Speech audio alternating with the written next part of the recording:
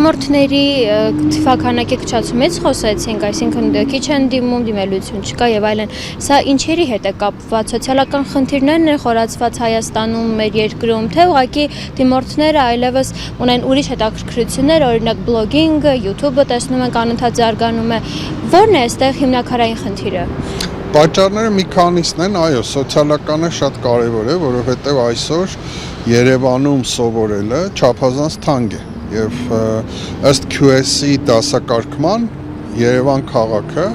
կա այդպիսի դասակարգում, որքանով են քաղաքները հարմարավետ ուսանողների համար, Երևան քաղաքը բավական թանկ է։ Այնտեղ երբ որ նայում ենք $10,000-ից ավել է անհրաժեշտ տարեկան Երևանում ապրելու համար եւ դա էլ ասենք չի ներառում ուսման վարձը։ Այսինքն պատկերացրեք Հայաստանում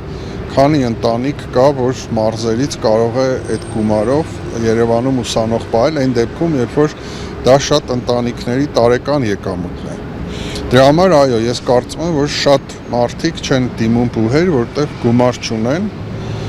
Բուհերը հիմնականում կենտրոնացած են Երևան քաղաքում եւ ուսման վարձերը մեր չափանիշներով թանկ են, այսինքն գուցե ընդհանուր գների համատեքստում նորմալ է, բայց մարդկանց եկամուտների համատեքստում կրթությունը բարձրագույն թանկ է, դրա համար այո, սոցիալապես անապահով խավերի համար շատ անհասանելի է։ Մյուս պատճառն էլ այո, այն է, որ այսօր շատ տարածում է ստացել ինքնակրթությունը։ Մենք այսօր, օրինակ ես շատ աշակերտների գիտեմ, որոնք անգլերեն գիտեն, բայց երբ որ իրենց հարցնում ես որտեղ ես սովորել, ասում է ֆիլմեր նայելով։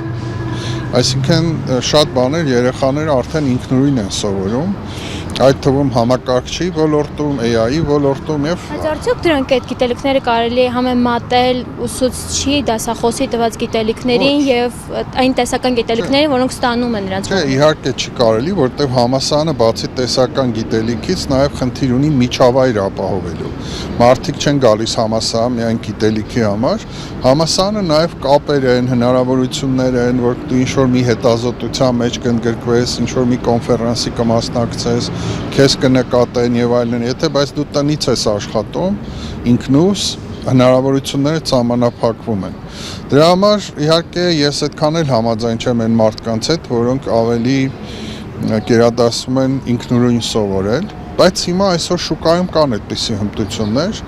որ կարող է սովորել առանց համալսարանի եւ առանց դիպլոմի եւ աշխատանք գտնել։ Մենք այսօր ունենք ավագ դպրոցի աշակերտներ, որոնք 300-400 հազար գումար են վաստակում լինելով աշակերտ։ Հիմա ինքը մտածում է ինչի եմ գնում ես բուհ, օրինակ։ Ինչի, եթե ես կտորի համար։ Եթե ես ամսական $1,000 եմ վաստակում, ինչի եմ գնում։ Իհարկե, ես այդքան էլ համաձայն չեմ այդ մտածելակերպի հետ, բայց մյուս պատճառն էլ այն էր, որ մեզ մոտ հանրակրթությունը շատ երկարեց, 10 տարվանից դարձավ 12 եւ այդ ընթացքում շատ աշակերտներ սկսում են աշխատել սերվիսի ոլորտում, օրինակ սրճարաններում, սուպերմարկետներում եւ ամսական վաստակում են էլի 150-200 հազար եւ իրենք էլ լավ սովորող չեն։ Հիմա այդ աշակերտը մտածում է, եթե ես հիմա վաստակում եմ 200 հազար, հիմա թողնեմ այս աշխատանքս, գնամ տարեկան 500 հազար վարձ տամ, այն դեպքում, երբ որ ես ինքս չեմ սիրում սովորել։ Ինչի համար այդ ներդրումը անեմ, եթե իմ մոտ չի ստացվելու դա։ Չէ՞։ Ինքը մտածում է ավելի լավ է ես շարունակեմ սուպերմարկետում, սրճարանում աշխատել, որտեղ անգամ մենք ունենք այսօր մատուցողներ, որոնք մինչև 300-400 հազար գումար են վաստակում։ Էլ ինչ են գնում բարձրագույն կրթության, եթե Հայաստանում դոցենտի աշխատավարձը 200-ից 250 հազար է։